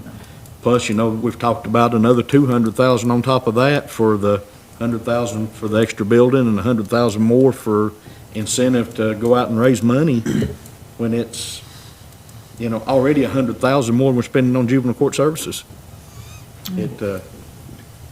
How many calls did you have last year and this year? I don't have those numbers in front of me, but the issue, like he was speaking with the animal shelter, I do not work for the animal shelter. Right. I'm a different agency.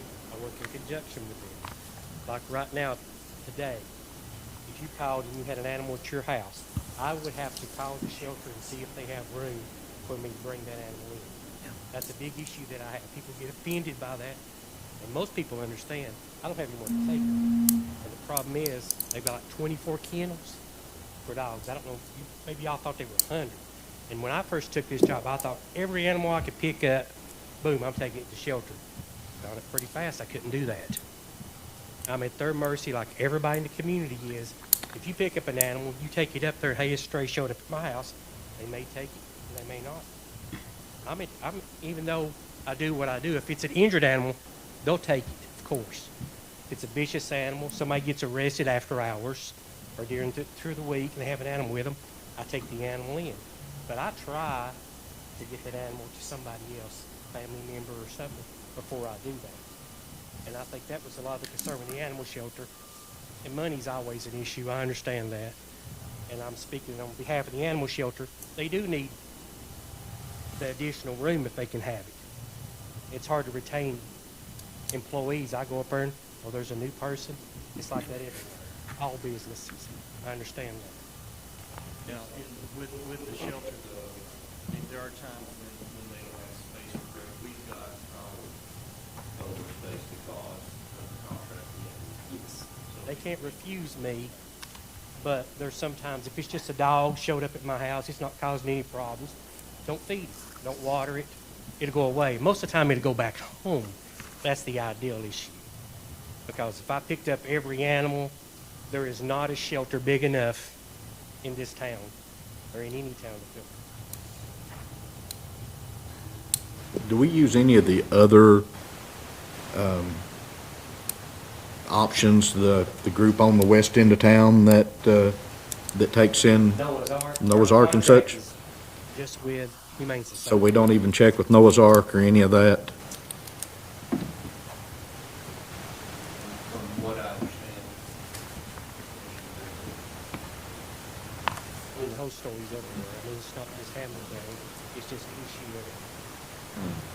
of How, if you picked up a dog today and nobody called in about it missing, how long do you keep that dog? They hold that dog on stray hold for 3 days. Okay. Okay? And they give a chance for somebody to claim the Yes, dog. sir. After that point, then they don't put a dog out that's not been neutered or spayed. They do that, and then that reflects, if somebody comes in and adopt that animal, they pay those charges. That's not free. You don't freely adopt an animal. You know, but they don't put a lot of animals down. They try to save all they can, which is understandable. And they do, like Bill was saying, they do take donations from out in the public. They're always raising money for an animal that needs a leg removed. I mean, it happens. I can remember when you go into a grocery store and there'd be one little aisle here for your pet food. Now there's dog food, cat food, refrigerated food, fresh food. I'm going, you know, so you know that there's a lot of animals out there. It's only growing with population. Yes, sir. Sir, may I ask, and you may have said it, I wasn't listening, contracts with private agencies, 240,000, I don't, That's the shelter. that's the shelter. That's what it costs to run the shelter, or, Well, that's most of the cost, not all of it, and they raise money.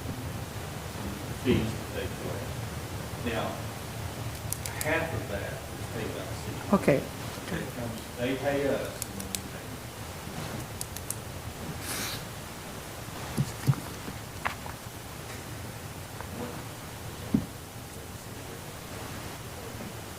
Actually, I think we actually do, I pick up more animals and deal with more situations inside the city limits than I do the county. I'm going to say my average is probably 60 to 40. So most of mine is in the city that I deal with situations. You know, I sometimes wish the city would pay more, you know, but, and it's divided up equally, but I don't make those decisions.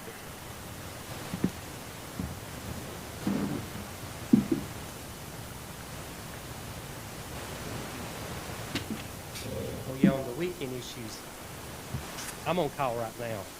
911 call me, I'm sorry, I had to get up and leave and go deal with the situation. And it's got to be a vicious animal. Like I said, if somebody gets arrested and there's nobody there to help with that animal, I mean, claim the animal to take it to a family member or something, I pick it up, and there's several other little specifications. I don't just go out for anything. And I don't get paid for that on-call time unless I go out. I'm not getting paid any certain fee for that. Just when I go out, it's just my time that I'm out. And I try to control that best I can. And then every other weekend, me and the other guys on call. So- That's stressful So for you, anybody. you don't get a rate of, quote, it's called on-call pay, in other words? No, a there's no stipend. on-call pay. So how often? Just when I go out, and there's times, I'll use this for example, on a weekend, they may be weekends I go out on 2 calls. They may be weekends I go out on 8 calls. Right, okay? you get paid per call. Yes, basically, yes. And with hiring somebody part-time, with this, that one fee, paying them a certain amount for that time, it's going to save the budget. I try to watch my budget. My officer calls me all the time, hey, is this a call I need to go out on? Sometimes I'm like, please, figure this out yourself. But, you know, that's part of my job. I realize that. And I do everything I can to watch our budget. You know, and it's the first time I've had to deal with a budget like this, you know, to be honest. And I think I'm doing a good job most of the time. I do have some questions, and everybody helps me, and I appreciate it. So if you go out on a vicious dog call. Yes, sir. Bill's got a dog that's vicious. Yes. So Bill's not billed anything, He is not, no. so why is that? Well, I'm an officer also, so I write citations. Do you write a citation to Not them? on every, it's always officer discretion on the situation. Sometimes I don't know who that dog belongs to. But if I go out in a situation, the dog's bit somebody, and then I have to pick that dog up, and then 3 or 4 days later I find out who it is, or if I find out at that time, I issue him a citation for the dog running at large. It's $294.50 with that citation that goes into the general fund. If you collect it. It will be collected because I put a warrant with it. Mr. Wynn. Let me ask You a don't show up question. for court, 2 days in jail, picking up trash for 2 days also. So we try to be firm on that. Is that the first time you go out for, and my question is, I'm sorry, I'm gonna use you for my example. If you go to Mr. Walker's house and he's got a vicious dog, first time, it's $294.50. Not necessarily. I may give him a warning, depends on what the situation is. Like I said, it's always off of discretion what I do. Because I don't go out, I don't want to be that person. You know, you get pulled over, officer will let you go with a warning. I do the same thing, okay? But that doesn't change on that, it's all my citations are the same price, whatever it is. If you go out the first time and then you have to go back the second time and write a citation, is the second citation higher is what I'm curious It's the same price. But actually, it's $10 on my part, that's my fine, the rest of it's court fine. Thank you. But that goes into the general fund. Now, are we at a temporary shelter right now because y'all had to move from, that's where they're gonna be? In other words, That's a permanent shelter once they have okay, one. that's what I need to know. And is there any way to add more kennels? They're inside the structure, they tried to do some temporary kennels inside of it. Yes, sir. They did add some, okay? And it added like 8 more kennels inside. But the state come in and told them that they couldn't do that because there was contamination from one kennel to the other. But see how the kennels are set up, kind of like prison cells, you might say. And Yes, sir, I I understand. use that terminology, but there's drains, you know, they wash out. Yeah. These were just in the, like the extra aisle, so they were running from one temporary kennel to the other. So they had to take all those out. So now they've only got 4 in there where they had several more. And anytime the shelter starts doing good at adoptions, that's great for me because it makes my job easier. Because, you know, a lot of the times I have to go out and I have a scanner and I'll scan a dog and see if it's chipped. And if that dog's been chipped, I run the number. Sometimes it takes me an hour to do that. And I take it back to the owner. I said, hey, I found your dog. Oh, thank goodness. I probably won't charge them for the first time. It's their dog got out, their kid let it out, whatever reason. But if it continues and it's taking up our time to bring anybody's dog back to them, they start getting citations. That way. Now, the shelter does have a plan that they've got to draw to double their space, their kennel space, not their administrative space, but their kennel. That's why I included in the budget some seed money to encourage them to raise money to get that done. Because, like Brad mentioned, that shelter is too small for us. Yeah. I take them sometimes and put them in the bathroom. Right now, if I had an issue today, there's 2 kennels open right now. There was not any kennels. I brought 3 dogs in today, 3 yesterday. You know, that's average. Sometimes I don't bring a dog in. Sometimes I brought as many as 6 or 7 or 8 in one day. They end up girls' bathroom, one of the boys' bathroom, and I have a little office space. In my office, there'll be 3 or 4 dogs in the main office. You know, and cats stuck everywhere, it seems like. And they do what they can for space, and I understand, but I think they need more room. But, you know, that's up to you all. Is it standard procedure so the dog comes in and you make sure it gets the rabies shot and whatever? Yeah, I guess I worry about the vicious dog the most. Well, they have like a clinic area, lab area. Okay. They check the animal out. They estimate its age. They do a weight, and they also rescan it. Okay. Because when you chip a dog, they put it in the back right here. Please, if you got a dog, get it chipped. It don't cost like $15 to do it. It's cheap. Saves everybody a bunch of stress. They check that chip. That chip will sometimes float. over time on that dog. A lot of people think it stays right here, but it'll float a little bit. And sometimes it's easy when you're out there in the field trying to deal with something that I miss it. And I take it there, well, it does have a chip. Oh, I'm sorry, I missed it. And it happens. They miss them sometimes. But then if it needs medication or whatever, and any kind of medication, they don't give the rabies shot right then and there because they want to see if it belongs to somebody. Yes, sir.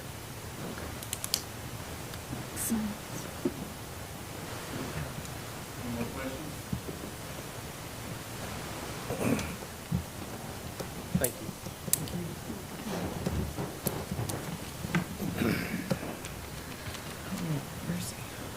Lastly, for tonight, if you'll turn to tab 52. And the first page on 52 is a summary. It's the first page of a page we keep to summarize contributions made to some other agencies and some nonprofit agencies. And we'll go through this, and there'll be some of these that, very few, but some that have asked for more money, and some new requests, and they'll be here on the 13th to make presentations for you. On Thursdays, the focus will be on the Sheriff's Department of this week. Tab number 1 is the volunteer fire departments. We fund each volunteer fire department the same, and we fund them $75,000 each. And then the second one is 911, which shows you there the history there. Number 3 is the health department. That's the local direct money that was within their budget. I pointed that out to you last week. Is money that it's not state money. Most of the money in the health department budget that we have is state money, but here's the local money that's in the health department, the $66,000. The next is Alps. They're asking for $2,000 more, from $5,000 to $7,000, and they'll be here next week. McNabb Center, they're asking for $500 more. What McNabb Center does is they do alcohol and drug assessments for us in the jail, and so we pay them $50 a person, and we cap it at this amount. I mean, we won't pay more than, if you fund this additional $500, we don't pay more than $6,000. And what other assessments they do, they do it gratis. The next one is the $115,233. That is direct contribution to the State Department of Health for operation of our health department. That goes directly to the state. And that's, most of that is for supplies and manpower. And then, of course, the state pays the bulk of the operation of the health department. And stop me if you have any questions on any of these. Number 7, Safe Space. That is a domestic violence shelter that we began using last year. We probably started mid-year 21-22, and then 22-23 is the first full year that we've used Safe Space. And the last report we got from them is it's in, I think their shelter's in Jefferson County, I believe, or Sevier. They may have one in both counties, but the Hamblen County has more people use their service than any. So $10,000 is what they've asked for from us. Item number 8 is 2 items under that is the youth emergency shelter, the old youth emergency shelter now at McNabb Center. It's in the alcohol and what they call their A&D building over here next to the jail, and they house juveniles who come in who, let's say their parents have been arrested, or DHS removes them for some reason, or DCS, and so they use youth emergency shelter from time to time, and we pay on a per case basis. I think it's, Amanda, is it $35 or is it $50? It's in that neighborhood, between $35 and $50 a night. All right, then, Marshtown Hamblen Daycare Center. That center is located across the street from West High School on Sulphur Springs Road. The daycare, it operates for low-income families, and a lot of them are single-parent, children of single parents, and they're preschoolers, and it allows the moms and dads to hold jobs or go to school, and there's a varying fee structure there, and so the $25,000 just supplements their location or their operation. If they do not have a job, do they still get to use this child care? Yes, yes.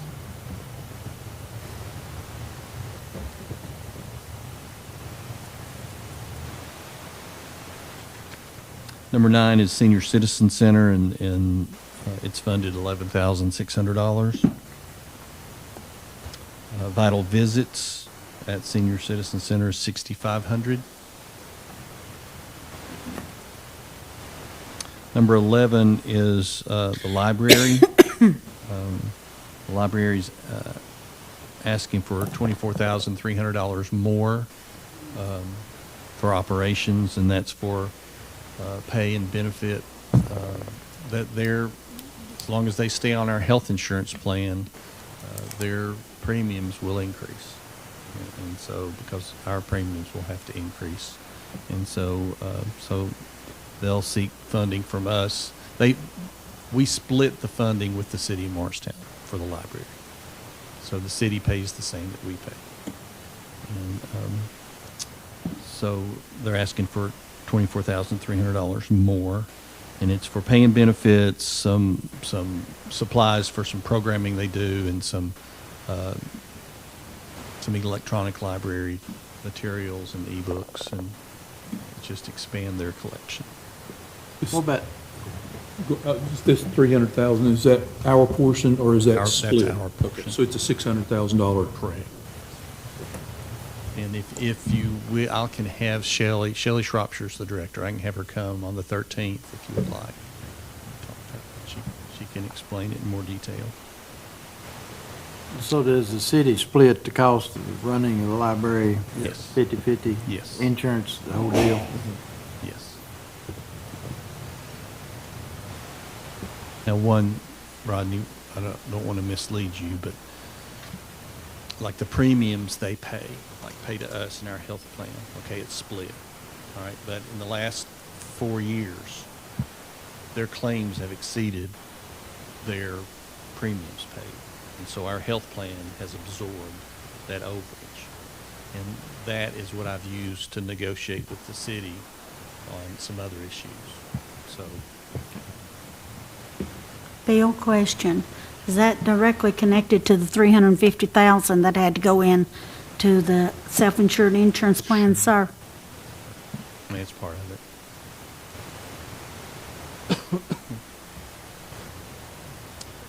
Let's see, next, under 12, where we have the several different nonprofit agencies, you have MATS, which is the same at $8,000. You have Helping Hands Clinic. Now, that's the clinic, and it's located in the public housing, and the Jail to Work program uses them to treat the ladies in that program. We were contributing about $5,000 to the Helping Hands Clinic, and then we bumped it to 10 when the Jail to Work program started using them. So that's where the ladies get their health care, that in the health department as well. Lakeway Achievement Center, they receive $3,000. Senior Citizens Home Assistance receives $5,000. Central Services receives $5,000. Ola Lakeway, it receives $15,000.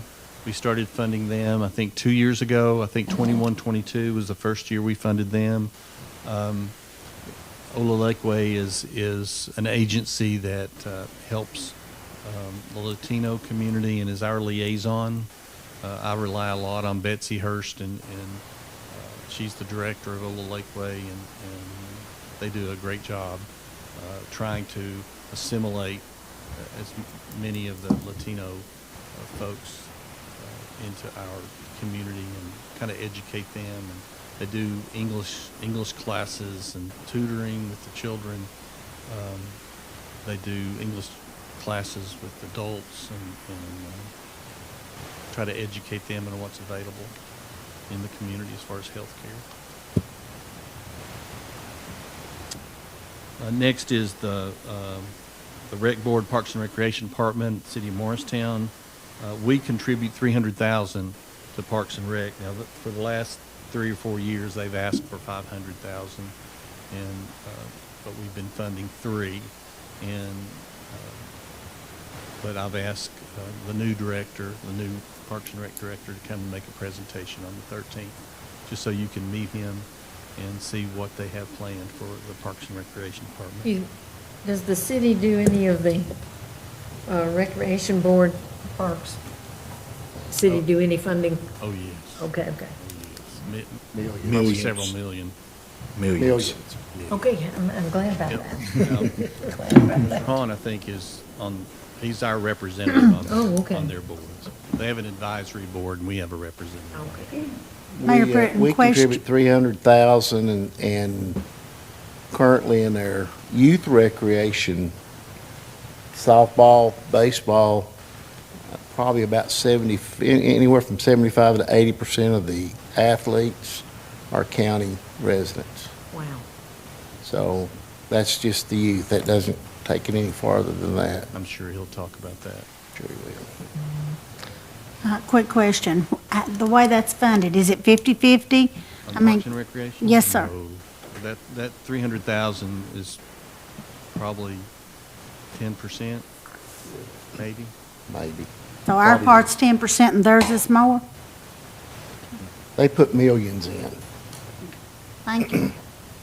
I think this last budget, Mr. Cox put 3.2 million, if I'm not mistaken. I think that's right. They've got some real plans to develop the recreation facilities in the parks, and with the new leadership and, a new personality, a new philosophy, and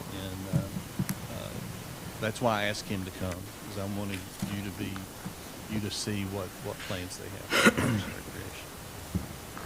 recreation. And programming as well, not just the facilities, but the programming as well. Rose Center, we contribute $5,000, and they use that mostly for their facility, and we started that several years ago. And then the next two organizations are organizations that are new as far as they're asking for their funding for the first time. The Morristown Composite Squadron is like the Civil Air Patrol group for teens, and so they're asking for $3,000. They work out at the airport. That's where they do their programming. And then the Morristown Task Force on Diversity, asking for $10,000. Number 13, and Mr. they'll Mayor, both be here on the 13th. You have any will they both be here then? They'll both Okay. be here on the 13th. Let's see, next is Forest Service. We give them $1,000. The next item is tourism.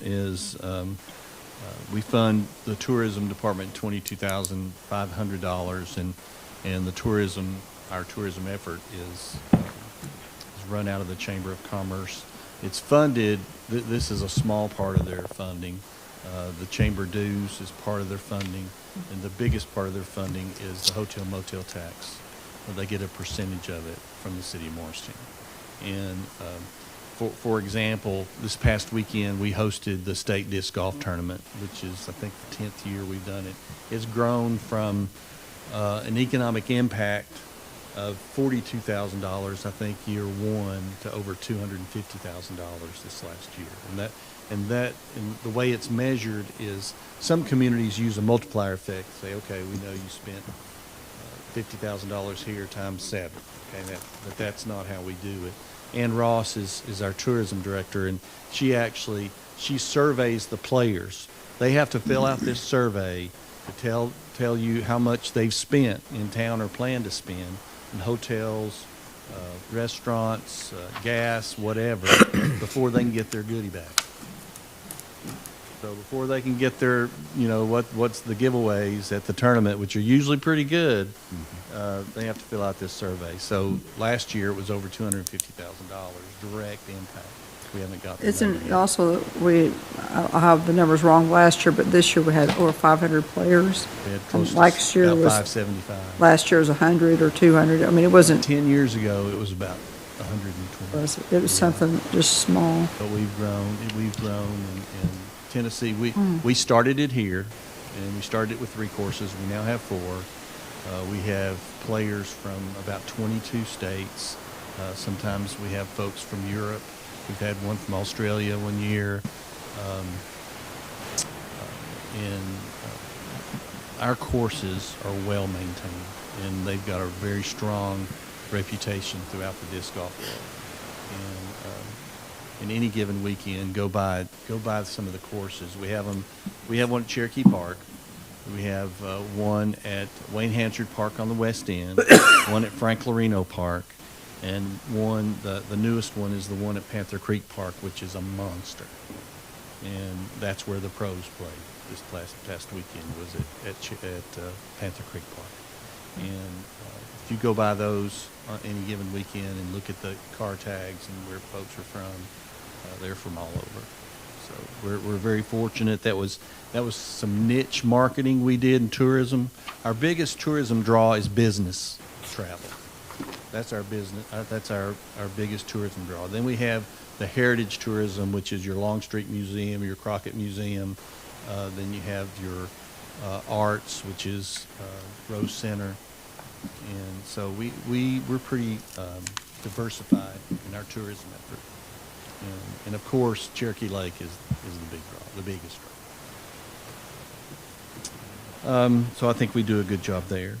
Then number 15 is the Joint Economic Community Development Board. This is our $91,000, our contribution to our economic development effort. And I think it speaks for itself in the number of industries and the business that we've been able to develop over since the 1960s. And so we are the envy of many communities with the way our economy operates, and it's a real strong engine right now. If you turn to the next page, number 16 is Imagination Library is $5,000. There's a advisory committee that operates Imagination Library, and it's still going strong. And I think Hamblen County has been involved in Imagination Library even 11 or 12 years. And so it's doing well. And then Project Graduation, which hasn't been held since 2019, but we fund $1,000, and if the committee is formed and they hold the event for the high school seniors and the graduating seniors, then we contribute to it. We haven't contributed to it since 2019. So, and then that last one, number 17, you can just mark it out. That's a contracted services now in the animal control budget.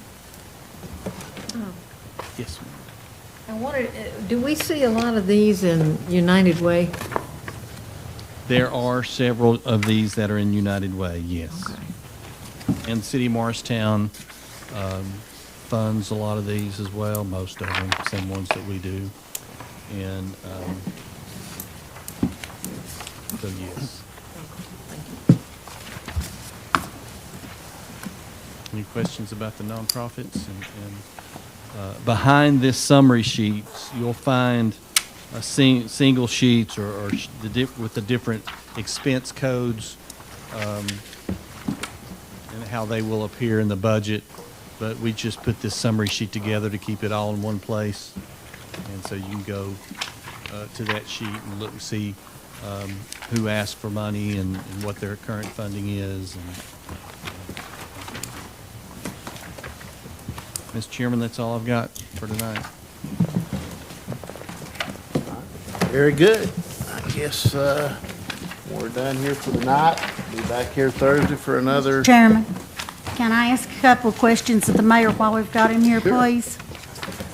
I've been trying to put my ducks in a row, so if I sound a little bit off, forgive me. Mr. Mayor, how much does a penny of the tax rate bring in for debt service? The same as all, any penny in any fund. Okay, That's countywide. okay. It's 162,000, So no matter which fund, the 162,000 would be there? except for sanitation.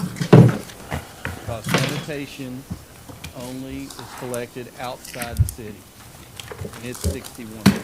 That'd be the garbage, right? Correct. Okay. Everything else is 162. I'm trying to get down where I can understand it. Thank you, sir, for your patience. Thank you. We stand adjourned.